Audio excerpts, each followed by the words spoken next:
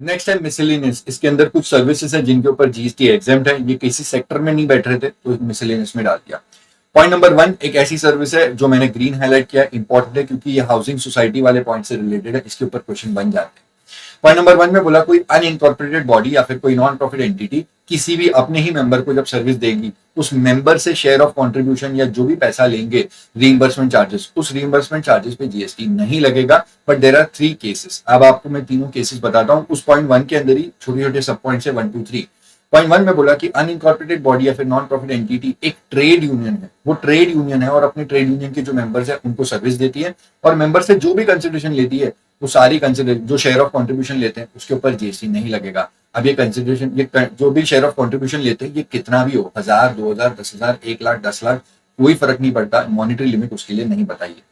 Point 2 में बोला कि अगर कोई अनइनकॉर्पोरेटेड बॉडी या फिर नॉन प्रॉफिट एंटिटी अपने ही मेंबर्स को कुछ एग्जाम सप्लाई करके देती है, मतलब एग्जाम गुड्स या एग्जाम सर्विस देते हैं और बदले में उन मेंबर से वो कुछ शेयर ऑफ कंट्रीब्यूशन लेते हैं या शेयर ऑफ या फिर वो कोई भी रीइंबर्समेंट चार्जेस लेते हैं, उस share of contribution reimbursement charges पे जीएसटी नहीं लगता क्योंकि ये एग्जाम सप्लाईज दे रहे हैं, एग्जाम गुड्स और एग्जाम सर्विस। बदले में कितना भी अमाउंट ले, 1000 10,000 1 लाख 10 लाख 20 लाख कितना भी ले, उस पर कोई मॉनिटरी लिमिट नहीं है, एग्जाम है। बट पॉइंट 1 का जो थर्ड वाला है ये बड़ा इंपॉर्टेंट है, इंस्टीट्यूट इसके ऊपर क्वेश्चन भी पूछता है। अगर अनइनकॉर्पोरेटेड बॉडी या फिर नॉन प्रॉफिट एंटिटी एक हाउसिंग सोसाइटी है या फिर रेजिडेंशियल कॉम्प्लेक्स है जहां पे हम किसी बिल्डिंग में रहते हैं, तो वो हाउसिंग सोसाइटी और रेजिडेंशियल कॉम्प्लेक्स अपने मेंबर्स को, जो वहां पे उस बिल्डिंग के फ्लैट्स में रहते हैं, अपने मेंबर्स को कोई भी सर्विस देती है पूरे दौरान और उनसे जो कंसिडरेशन लेती है, जो शेयर ऑफ कंट्रीब्यूशन, जो रीइंबर्समेंट चार्जेस लेती है, अगर वो अप टू ₹7,500 पर मेंबर पर मंथ तक का है तो एग्जेम्प्ट है, लेकिन अगर उससे ज्यादा चला जाएगा तो टैक्सेबल हो जाएगा। ध्यान रखना ये सिर्फ हाउसिंग सोसाइटी के केस में अप्लाई होता है। दूसरी बात, आपको ये मंथली मेंटेनेंस चार्जेस के नाम पे समझना होगा। इन्होंने उसको जो भी सर्विस दी मेंबर्स को और उनसे जो चार्जेस लिए मंथली मेंटेनेंस चार्जेस, वो अगर अप टू ₹7,500 पर मेंबर पर मंथ है तो एग्जेम्प्ट है। अब यहाँ पे एक बात समझो, अगर 7,500 से ज्यादा है, बिल्डिंग के अंदर 10 फ्लैट्स हैं, उनमें से 9 फ्लैट्स वालों से जो उनको सर्विस दी जाती है, उनसे जो कॉन्ट्रीब्यूशन लेते हैं मंथली मेंटेनेंस चार्जेस, वो 6,000 रुपया पर मेंबर पर मंथ, तो उनको जब भी इनवॉइस रेज करेंगे उस पर जीएसटी नहीं लगाएगा, 6,000 रुपए का इनवॉइस जाएगा, उस पर जीएसटी नहीं जाएगा। लेकिन एक ऐसा मेंबर है जिससे मंथली कॉन्ट्रीब्यूशन लेते हैं 9,000 रुपया, उसका फ्लैट बड़ा है, टेरिस फ्लैट है, टॉप फ्लैट है, तो उससे 9,000 रुपए का पर मेंबर पर मंथ का कॉन्ट्रीब्यूशन लिया जाता है। ऐसे केस में पूरे 9,000 रुपए पे जीएसटी लगेगा। 7,500 के ऊपर गया तो सिर्फ 1,500 रुपए नहीं, पूरे 9,000 रुपए पे जीएसटी लगेगा। दूसरी बात, सिर्फ वो फ्लैट वाले को ही जब इनवॉइस रेज करेंगे उस वाले इनवॉइस पे ही जीएसटी लगाएंगे जो भी 9,000 है प्लस जीएसटी। लेकिन बाकी लोगों की केस में जीएसटी नहीं लगेगा, आपको पर मेंबर वाइज देखना है। उनका वैल्यू अगर 7,500 से कम है तो उनके इसमें जीएसटी नहीं लगेगा, जिसका 7,500 से ज्यादा है उसके इसमें लगेगा, और वो भी पूरी अमाउंट। अगर 7,500 के ऊपर चली गई, मान लो 10,000 है, तो पूरे 10,000 रुपए पे जीएसटी लगेगा। ठीक है, इसके बारे में कुछ सर्कुलर भी आया है ये हाउसिंग सोसाइटी वाले केस में, और वो मैं आपको नीचे करा देता हूँ। पहले पॉइंट नंबर 2 देखो। पॉइंट नंबर 2 में बोला कोई अनइनकॉर्पोरेटेड बॉडी या फिर कोई नॉन प्रॉफिट एंटिटी वो कोई भी एक्टिविटी में एंगेज है, उसी के अंदर पॉइंट 1 और 2 है, उसने दुनिया की सारी एक्टिविटीज डाल दी। तो आप ऐसे समझ लो कि वो कोई भी एक्टिविटीज कर रहे हैं, कॉमर्स, स्पोर्ट्स, एग्रीकल्चर, कोई भी रिलेटेड वो है अनइनकॉर्पोरेटेड बॉडी या फिर नॉन प्रॉफिट एंटिटी, वो अपने ही मेंबर्स को सर्विस देते हैं और अगर उनसे कंसिडरेशन जो लेते हैं शेयर ऑफ कंट्रीब्यूशन, वो अगर अप टू ₹1,000 पर मेंबर पर ईयर है तो एग्जेम्प्ट रहेगा। यहाँ पे आपको एनुअल देखना है, एनुअल कंट्रीब्यूशन है, मेंबरशिप फीस है, और अगर ये एनुअल अमाउंट अप टू ₹1,000 पर मेंबर का है तो एग्जेम्प्ट रहेगा। अगर 1,000 से ज्यादा हो गया तो टैक्सेबल हो जाएगा, और जितना भी अमाउंट है, मान लो 2,000 रुपए ले रहे हैं तो पूरे 2,000 पे जीएसटी लगेगा। अब पॉइंट नंबर 1 के अंदर जो हाउसिंग सोसाइटी है उसको क्लैरिफाई कर देता हूँ। यहाँ पे सर्कुलर आया है वो RWA रेजिडेंट वेलफेयर एसोसिएशन के बारे में। पॉइंट नंबर 1 में मंथली मेंटेनेंस चार्जेस है, वही मैंने आपको बताया कि अगर 7,500 के ऊपर गया तो पूरे वैल्यू पे लगेगा। 9,000 लिया है तो पूरे 9,000 पे जीएसटी लगेगा।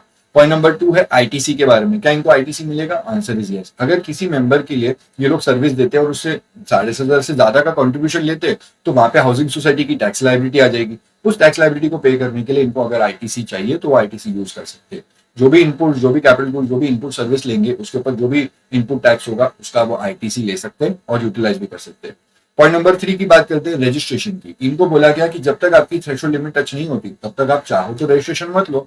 थ्रेशोल्ड लिमिट क्रॉस हो जाने के बाद आप लायबल टू रजिस्टर हो जाओगे 20 लाख की, और उसके बाद में आपको रजिस्ट्रेशन लेना ही पड़ेगा। अब इसका इंपैक्ट पॉइंट नंबर 3 का आपको पॉइंट 5 में समझ में आ जाएगा।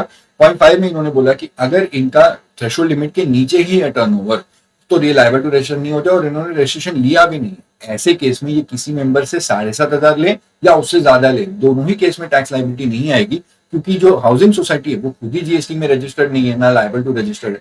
तो 9,000 क्या 10,000 क्या 25,000 रुपए का भी मंथली कॉन्ट्रीब्यूशन लेंगे तो भी उसे कोई भी जीएसटी नहीं लगेगा। लेकिन अगर ये 20 लाख के ऊपर चलेगा, इन्होंने रजिस्ट्रेशन ले लिया, और उस केस में अगर किसी मेंबर से 7,500 से ऊपर का लेंगे तो उस मेंबर के लिए जो भी इनवॉइस बनाएंगे उस पर टैक्स लग जाएगा।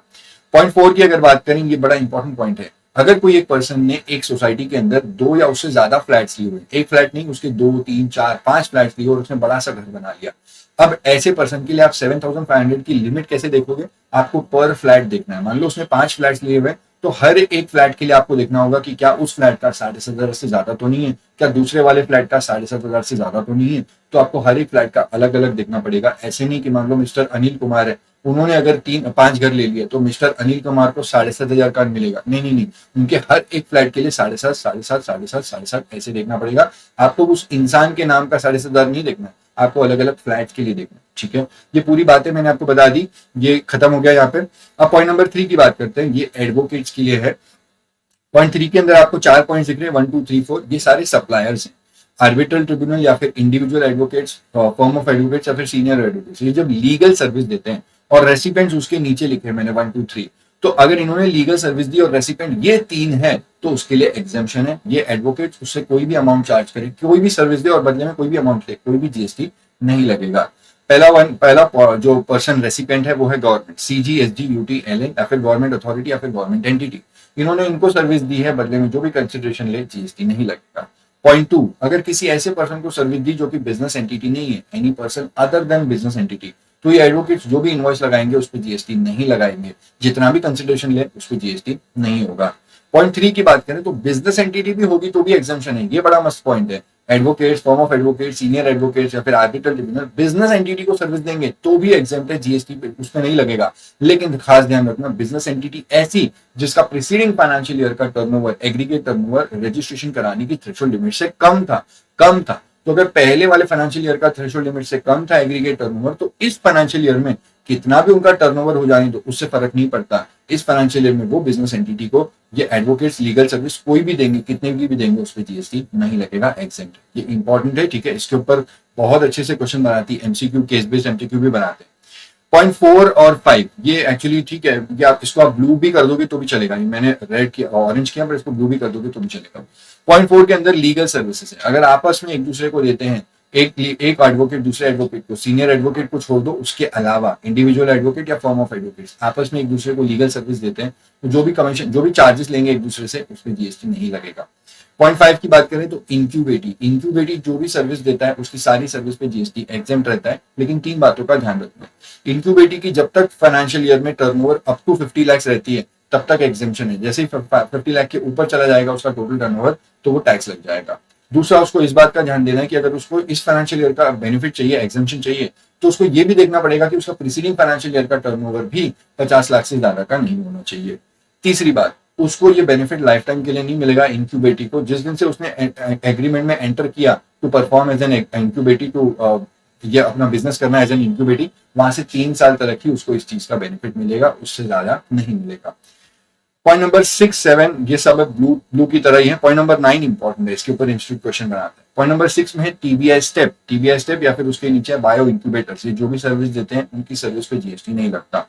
Point 7, transfer of business as a going concern, ये भी एक सर्विस की तरह एक्टिविटी मानी जाती है, लेकिन इसके ऊपर जीएसटी नहीं लगता।